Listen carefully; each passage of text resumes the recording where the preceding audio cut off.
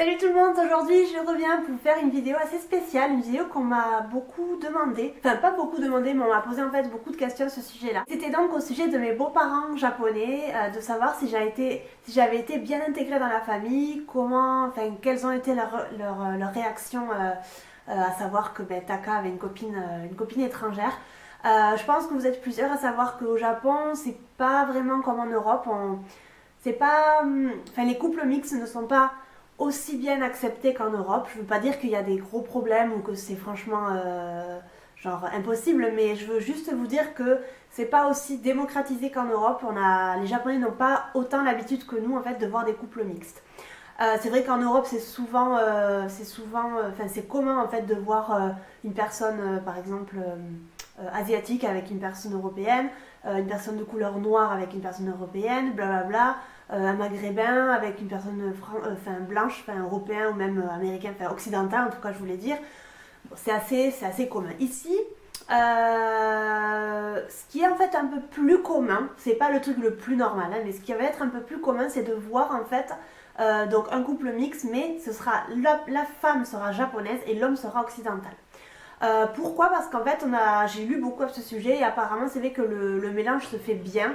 L'homme occidental accepte bien comment est la femme japonaise et la femme japonaise aime bien le fait que l'homme occidental ne rentre pas aussi tard qu'un japonais, blablabla. Donc ça c'est vrai que c'est pour ça que ça fonctionne bien. Les couples femmes occidentales et hommes japonais c'est assez rare, je vais pas vous le cacher. Moi j'en connais très très peu. Nous quand on sort dans la rue avec Taka on est beaucoup regardés parce que c'est vrai que c'est pas le truc le plus normal, mais en tout cas on n'a jamais eu de problème à ce sujet là. Et puis bon, je vais vous raconter un petit peu comment ça s'est passé au niveau de ses parents, au niveau de sa famille. Mais c'est vrai que c'est pas le plus commun. Pourquoi? Parce que les femmes européennes, enfin les femmes en tout cas occidentales, ont du mal à accepter le fait que le mari rentre très très tard le soir après le travail. Généralement les maris japonais ils ont pas, en tout cas ceux qui sont pas vraiment sortis du Japon, ceux qui n'ont pas beaucoup voyagé, ils ont une mentalité assez fermée, donc ça marche pas vraiment avec les femmes occidentales.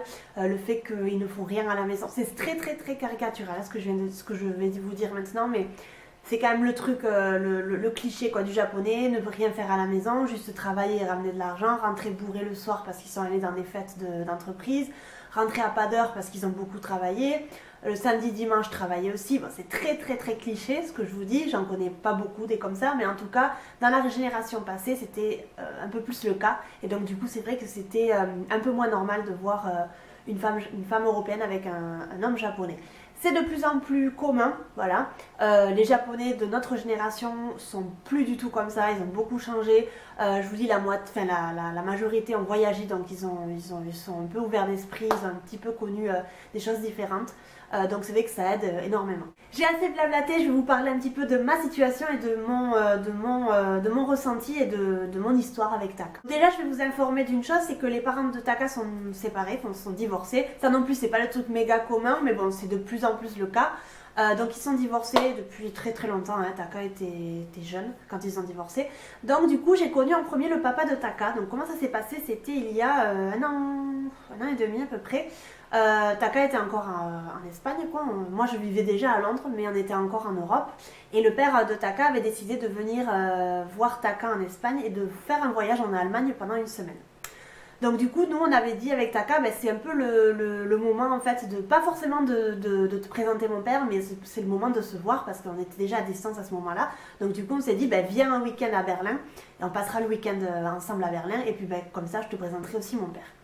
Donc comment ça s'est passé? Je suis arrivée à l'hôtel à Berlin, Taka m'a présenté son père, ça a été un accueil assez froid mais bon assez japonais, je l'ai pas mal pris du tout, ça a été très cordial en fait on va dire. Et puis ensuite il nous a laissé quelques heures pour qu'on se retrouve un petit peu, et ensuite on est parti dîner tous ensemble. Et en fait j'ai joué un petit peu le côté intello parce que, je vais vous expliquer un peu pourquoi, parce qu'en fait le père de Taka avait beaucoup de questions, notamment sur la guerre 39-45. Vu qu'on était à Berlin en fait, ils avaient vu le mur de Berlin, je crois qu'il avait même visité un camp, je sais plus le nom du camp.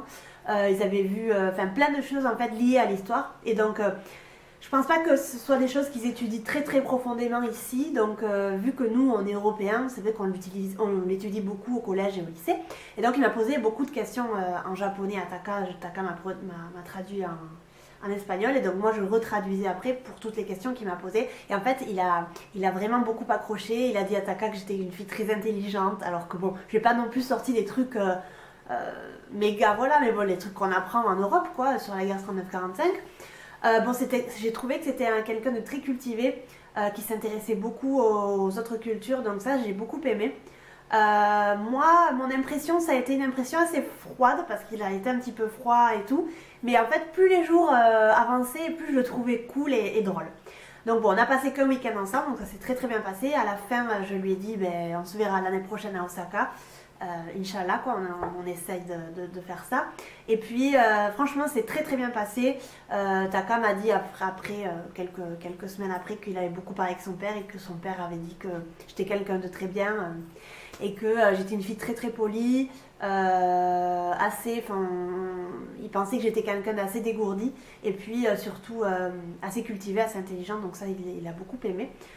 Et puis il lui a dit que c'était vraiment, qu'il pensait que j'étais vraiment une femme, une fille en fait qui lui convenait, quoi, une fille correcte, et qu'il voyait aucun problème en fait à cette relation-là. Puis même s'il voyait un problème, ça aurait pas été non plus un frein à notre relation, hein, je vais vous le dire direct.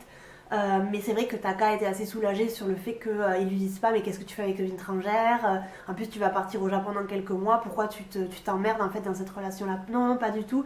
Il a vachement soutenu en fait dans sa relation, et puis il a complètement approuvé le fait qu'il soit avec moi, quoi. Donc ça c'était vraiment cool, et ça a été vraiment un poids en moins en fait sur moi, donc ça j'ai vraiment vraiment beaucoup apprécié. Ensuite, maintenant, comment ça se passe avec son père? Ça se passe très très bien. On le voit, je vais vous dire, peut-être une fois par mois. On fait des dîners une fois par mois. Puis maintenant, vu que Taka travaille beaucoup plus avec son père, c'est vrai que j'ai tendance à beaucoup plus le voir aussi. Mais ça se passe très très bien. Il y a seulement une chose qu'il faut que je vous dise aussi, qui est très réelle, c'est qu'en fait, son père va toujours me prendre pour l'étrangère. Donc il va toujours me prendre pour la fille qui ne sait pas parler japonais, qui ne comprend pas les coutumes, parce qu'il fait toujours les mêmes blagues en fait. Il y a des trucs, voilà, moi maintenant je vis ici, donc il y a des trucs, bon, ça me fait plus trop rire, quoi. Je pense qu'il va toujours me voir comme l'étrangère qui ne parlera jamais japonais. Et ça me froisse, enfin c'est pas que ça me froisse, mais ça m'énerve un petit peu, parce que des fois je fais l'effort de parler en japonais. Enfin, des fois, souvent je fais l'effort de parler en japonais, et même quand on est tous ensemble, je fais l'effort de parler japonais à Taka, pour pas en fait exclure les gens qui sont autour. J'ai pas l'impression qu'ils s'intéressent énormément à ce que je dis, etc. Enfin, j'ai jamais ressenti en fait qu'ils me disent ah c'est bien et tout, tu parles beaucoup mieux qu'avant, etc. En fait, ils s'en foutent un petit peu. Le fait que je parle ou que je parle pas. Le seul truc, c'est que il veut que moi je sois bien avec Taka, ça c'est sûr, parce qu'il m'apprécie énormément. Il m'a souvent dit que s'il y a un truc qui allait pas, je pouvais l'appeler, il allait toujours être là pour moi. Enfin, c'était quelqu'un qui allait toujours. C'est pas parce que Taka était son fils qu'il allait lui dire amen à tout, quoi. Que moi aussi, j'étais quelqu'un qui était à protéger, quoi, et que je pouvais compter sur lui sur absolument tout. Et à plusieurs reprises, en fait, j'ai vu que c'était exactement vrai, quoi, qu'il est vraiment. Il est vraiment là pour moi, et j'en suis vraiment très très reconnaissante, parce que vu que j'ai pas mes parents ici, c'est vrai que le fait de pouvoir compter sur quelqu'un comme ça aide beaucoup. Il n'y a jamais eu d'accrochage encore, hein. Ça fait pas longtemps que je les connais, hein, ça fait 1 an et quelques. Mais en tout cas, je sais pas, j'ai pas à me plaindre forcément à propos de ça. Et puis au niveau du fait que je sois étrangère, je vous dis, ils ont vraiment très très bien pris la chose. Et en plus, chaque fois, ils disent ah, si vous avez des enfants, ils seront trop beaux et tout, parce qu'ils seront mélangés, ils seront mixtes, etc. Il n'y a pas ce truc-là de non, il faut faire perdurer la tradition japonaise, le nom japonais, blablabla. Non, enfin, c'est pas du tout comme ça. Et au début, j'avais un peu peur de ça, parce que j'avais beaucoup lu de témoignages à propos de ça, que les parents désapprouvaient complètement une relation étrangère, etc. Et ça me faisait vraiment très très peur. Maintenant, au niveau de la mère, sa mère, je l'ai connue au Japon, quand je suis venue visiter Taka pour la première fois. Donc je l'ai connue il y a 1 an. Je l'ai connue après le papa. Et ça s'est super super bien passé aussi. Elle pareil, elle parle un petit peu anglais aussi, donc c'est vrai qu'au début vu que je parlais absolument pas japonais, et ben c'était vraiment une super aide pour moi. Donc on parlait beaucoup en anglais au départ. Bon, même si maintenant elle parle encore en anglais et ça me saoule parce que je lui dis chaque fois ne me parle pas en anglais parce que je suis en train d'apprendre le japonais, donc s'il te plaît fais un effort quoi.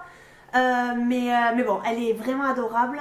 Elle a son caractère, je vais pas vous le cacher, hein. Elle a ces trucs franchement qui me saoulent un petit peu au quotidien, mais bon, c'est une belle-mère, hein, qu'est-ce que je vais vous dire, c'est pas vraiment... voilà, on peut rien y faire.